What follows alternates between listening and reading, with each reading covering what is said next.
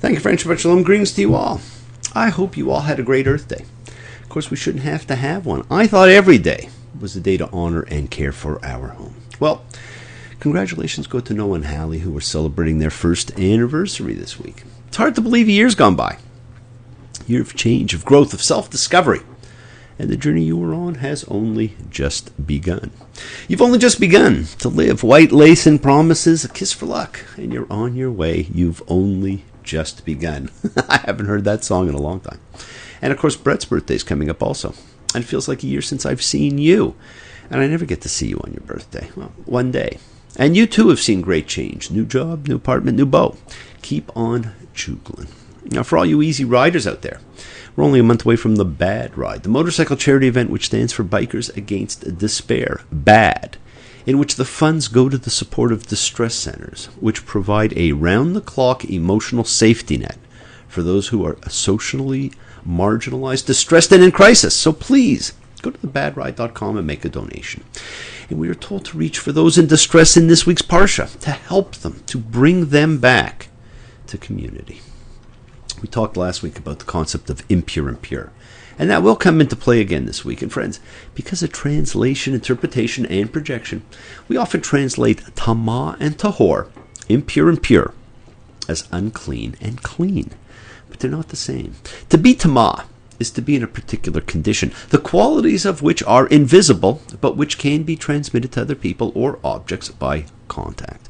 One comes to be in a condition of being tamah as a result of specific events, from menstruation, which this week's Parsha is partially about, from other flows from the body's sexual organs, from a woman's giving birth, from contact with a corpse, from certain forms of leprosy, which this week's Parsha is also about, or from contact with persons or objects which are already tamah.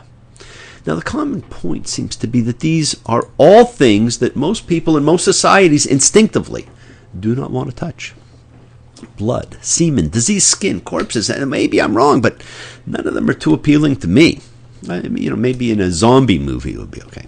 It may be that the ancient Israelites came to give all these things that they found repugnant to touch a common name, tamah. Now, this week is another double parsha, and it's a very interesting one. It is really all about the division, the distinction, the separation between impure and pure, and the steps to be taken to correct the situation. It deals with the level of impurity, tamah, that a woman undergoes when giving birth. And there is a different amount of time for recovering from the impurity from giving birth for boys than for girls. It's double the time for girls. Now, no one knows why, and no, it's not because they are twice as impure. Now, this week we immerse ourselves into the world of impure and pure, or distinctions, as we examine Tazria and Metzora. She will conceive and leper. And these, my friends, are lousy titles. But what an opening Leviticus 12:2 has. Speak to the children of Israel, saying, a woman, when she will bear seed and give birth to a male, will be impure 7 days. She will be impure like the days of the impurity of her menstruation. Impurity of her menstruation. Wow. What a thing to project. A negative stereotype of women shouting that it is nature's way of telling us when women are impure. It's not from any chosen act, but from an act of nature. I'm reminded of that fantastic song by Spirit, It's Nature's Way, from the 1970 classic, The 12 Dreams of Dr. Sardonicus album. It's nature's way of telling you something's wrong. It's nature's way of telling you in a song. It's nature's way of receiving you. It's nature's way of retrieving you. It's nature's way of telling you something's wrong. Well, I got news for you. There is nothing wrong. And she is told to bring a sin offering to the altar. Now, I never understood why it would be a sin offering. When we do not understand something in the Torah, the first place we look is to the Talmud. And the Talmud explains that when a woman is in the pain of childbirth, she might inadvertently curse her husband or take a vow never to let him touch her again. And because of that, she must bring a sin offering to exonerate herself from her hasty vow or her resentful thoughts. Now, women who've gone through the pain of childbirth may find this explanation amusing and even concur with some of the sentiments. But this is hardly a credible interpretation. I find it quite amusing. Now, commentators have suggested a simpler explanation is that sin offerings were often brought for purification purposes.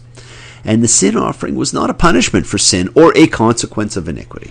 It was simply part of the purification ritual. Now, along similar lines, a person who suffered an unnatural bodily discharge and a person being purified of leprosy also brought sin offerings. Now, our sages have also suggested that on a mystical level, the mother's 40 or 80-day journey through ritual and fitness is like a microcosm for her baby's own odyssey through life. Now, prior to having the baby, the woman was in a state of ritual fitness. She enjoyed the presence of God in his holy dwelling place and was fit to eat from his table. After childbirth, however, is a period of time during which she's unable to enter the dwelling place of God. Now, we're not told why, simply that it is. Now, at the conclusion of that time, the woman was readmitted to the tabernacle through the atonement of a sin offering. Wow. Now, they're right about one thing. It is a microcosm of the baby's journey. At 40 days, my friends, the baby has brain waves which are recordable. The baby is thinking and beginning to put in motion its own life, its own destiny. Thoughts are things. The Torah is a book of metaphor. But you know what? None of these things actually address this issue about why it's a sin offering. You know, where I believe the mistake is made is in translation. Now, of course, giving birth is not a sin. Isn't mankind told to be fruitful and multiply?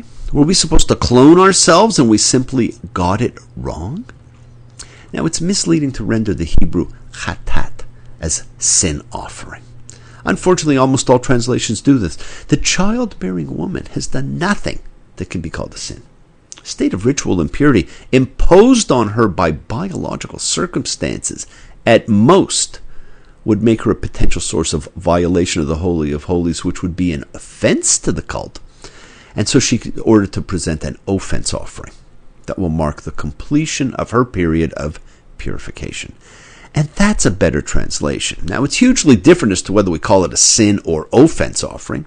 And quite frankly, there really should be a better word than either of them. And unfortunately, women have paid for that translation and continue to do so. And friends, this is only the second mention of menstruation in the Torah, following Rachel's deception of Laban all those years ago. But this time it's talked about in matters of law. And this renders the natural rhythm and flow of life as a specific condition with a particular legal status. For many, it is a form of contamination.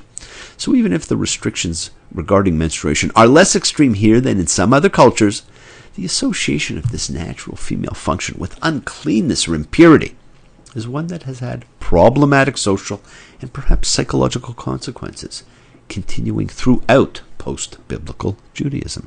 But you got to admit it's getting better. It's getting better all the time.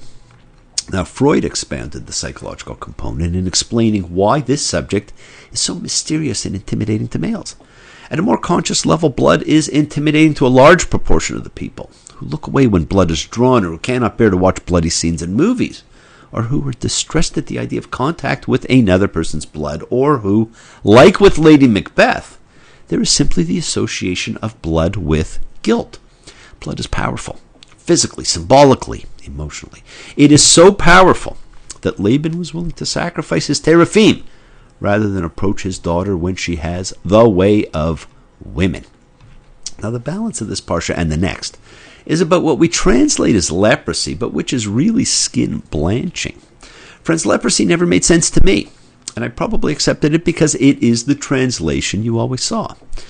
It was what you were always told, and what you would see in biblical movies like Ben-Hur.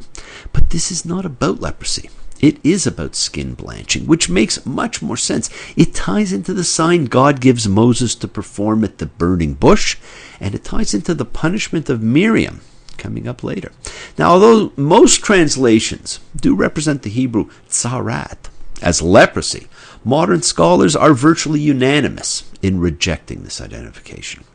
Now, in most biblical occurrences, tzarat is associated with a ghastly white loss of pigmentation, and hence the term skin blanch. Loss of pigmentation in hair and skin is prominent here as a determining symptom.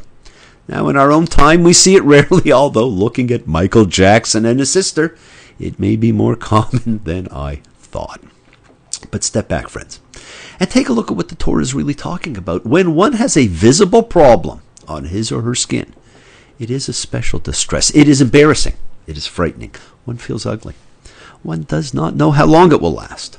And one wonders if others are making fun or pitying or feeling disgusted. It is not that the person has done something wrong. It is not something intrinsic in the person's behavior. Being impure because of a skin condition does not mean that one has done something wrong, any more than being impure because one happens to be menstruating means that one has done something wrong. Friends, the lesson here is that we must be sensitive to the added distress, embarrassment, vulnerability that are felt by those who suffer from any illnesses that affect their appearance. Leprosy is not a punishment from God. A skin problem does not mean that the person has committed some ethical offense. Now there's a frequently quoted Midrashim pun on the word for leprosy, Metzora, that it is shorthand for Metzori Shemra, which means someone who brings out a bad name about someone else, and that is a slanderer. And we see that with Miriam, because she is stricken with this in the wake of having criticized Moses and his wife. Now, there are a few other dermatological disorders mentioned, mostly sexual, and talks of cures, and the person you go to is not the doctor, but the priest. The ancients perceived and described diseases and their symptoms differently than does modern Western medicine. Scholarly attempts to equate the various conditions with specific dermatological disorders have had very little success. Friends, what you need to notice is the subject is not really about keeping the disease from spreading. It is about impurity and the larger issue of categories, holy and secular, pure and impure, distinction, division, separation, the recurring concerns of Leviticus and the tool of God's creation. Contamination does not spread. It simply infects wholly. Just touching an unclean surface makes you unclean. The shift from pure to impure happens entirely, instantly. And part of the cleansing process is a repeat of what we saw with the ordination ceremony, the placing of blood on the right ear, thumb, and toe. Now, we didn't talk about it then, but I did get a few questions, and so I would like to explain it now. Why the earlobe, the thumb, and big toe? You see, my friends, the ritual works by representation. From the protrusion of the head via the earlobe to the protrusions of the hand and the foot, all on the governing right side, the person being cleansed is symbolically covered with the blood of the offering from head to toe, without actually being immersed in it. It is a symbolic mini mikvah of blood. And in both instances, my friends, there is a transition. Here it is from impure to pure. In the priestly ordination ceremony, it is from secular to holy. This theme of divisions, purifications, and returning runs deep throughout all that this book contains. And the unspoken meaning in this parsha, Metzora, is about bringing the people who are infirm or deemed impure back into the community. Not everyone's difference is as visible as the Torah's stories of dermatological issues project. Like the modern attempt by some synagogues that have installed ramps to the bima for handicapped persons and balloons for the deaf so that they can experience the vibrating sound of the shofar on Rosh Hashanah, we must help those in need. As we were once responsible to return and include those who were impure to the congregation, so we may learn to include the handicapped, physical and mental as well. It is inspirational that we can derive the lesson from a Torah parsha that seems so remote to readers in this age. The rituals depicted in this double parsha, my friends, are not rituals of healing, though they appear to be. We need to see that these are rituals of inclusion, of restoration, as we continue with a book designed to distinguish between holy and secular, between pure and impure, the book of the priests. She said, there is no reason, and the truth is plain to see, but I wandered through my playing cards, and would not let her be. One of 16 Vestal virgins who were leaving for the coast, and although my eyes were open, they might just as well been closed. Open your eyes, my friends, open your hearts. Free your heart from hatred and forgive. Free your mind from worries, because most never happen. Live simply, appreciate what you have, give more to the world and expect less from others but more from yourself. Noah, have a wonderful anniversary. Brett, have a fantastic birthday, friends. Light a candle, make a wish, celebrate your life and the lives of those you love. Live free, be free, and honor your freedom. Be well, be happy, be blessed. Share and honor the light of all who live in the light and continue to shine. Continue to send everyone you know goodwill and love. Pray for peace and freedom for everyone, and end to terror and hatred. And remember, friends, we are a community. We learn together. We celebrate each other. We love each other. Thank you all. Love you. See you all next time. Wishes do come true. Bless you all. Shabbat Shalom.